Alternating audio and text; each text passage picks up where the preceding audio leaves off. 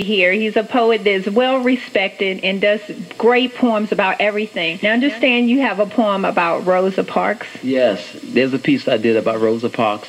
I mean, what can you say? I mean, she was an icon. Yes, she was.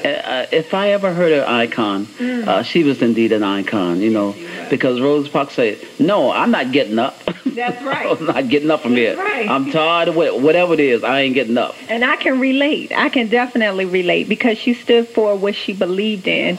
And if it wasn't for her, oh my goodness. And it's a lot of women like that. Dr. Dorothy Hyde. Indeed. Yes, Martin Luther King's wife, Coretta Scott King. I mean, it's so many women out there that are just beautiful women and they stand for righteousness. And we have to celebrate these people because they mean so much to everybody in everybody's life.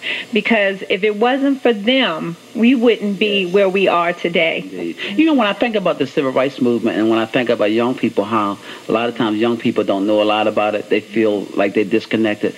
Well, that's not their fault. I fault the older people. I fault the mothers and the grandmothers for not telling the story. Right. And a lot of times, older people try to protect younger people for some of the things that we went through, our forefathers went through in the past, and they feel like they're protecting them. But I say you can't really protect them unless you tell young people the truth. Unless you arm them with the truth about who they are and where we come from, then you've done an injustice. This is true. So this is a tribute to Rosa Parks, and it's simply entitled Mother of the Movement for Miss Rosa Parks, 1913 to 2005.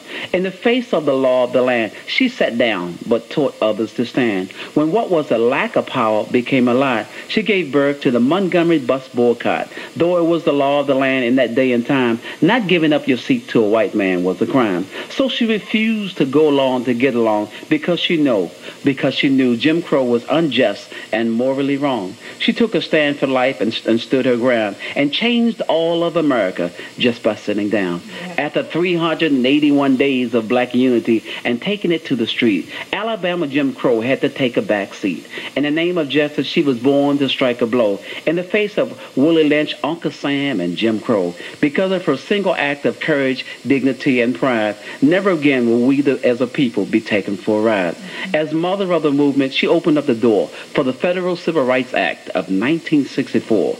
So in the face of the law of the land, she sat down but taught others to stand and yet not stand still.